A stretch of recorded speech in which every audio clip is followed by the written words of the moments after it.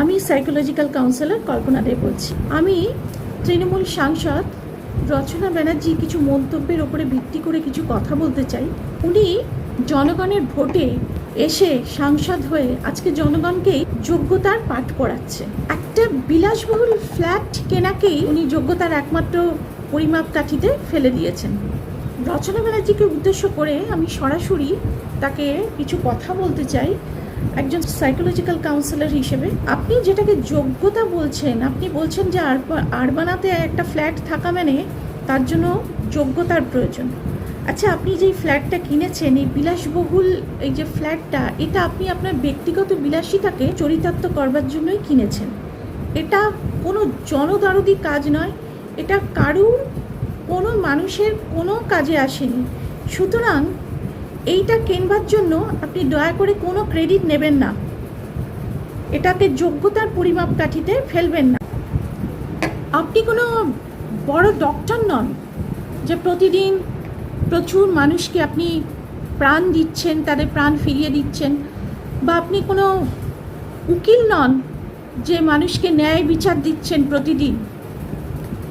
বহু বিপদগ্রস্ত মানুষকে আপনি বিপদ থেকে বাঁচাচ্ছেন তাদের ন্যায় বিচার দিয়ে। বা কোনো বৈজ্ঞানিক বা শিক্ষকও নন যে সমাজ গড়ার কাজ করছেন।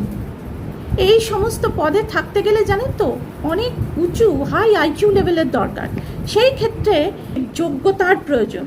যে শ্রমিক দিনরাত এক করে ঘাম ঝরিয়ে আপনার ওই আরবানাকে তৈরি করেছে, সেই শ্রমিকের যোগ্যতা আপনার থেকে শত গুণ হাজার গুণ বেশি, কারণ সে ঘাম ঝরিয়ে দেশ তৈরি করছে। আর আপনার মতন মানুষ তাদের তৈরি আরবানাতে বসে বিলাসবহুল ফ্ল্যাটে বসে তাদেরকেই ছোট করছে। আর আরেকটা কথা বলেছেন আপনি যে একটা বস্তির মেয়েকে তুলে নিলেই তো হতো।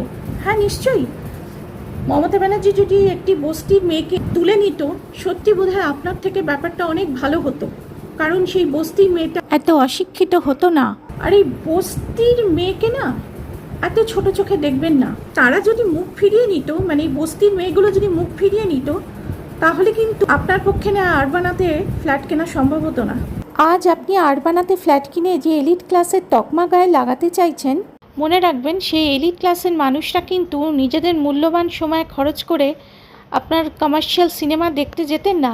এই রিক্সাওয়ালা, দিনমজুর আর সাধারণ খেটে খাওয়া মানুষগুলোই আপনাকে সেলিব্রিটি তৈরি করেছে।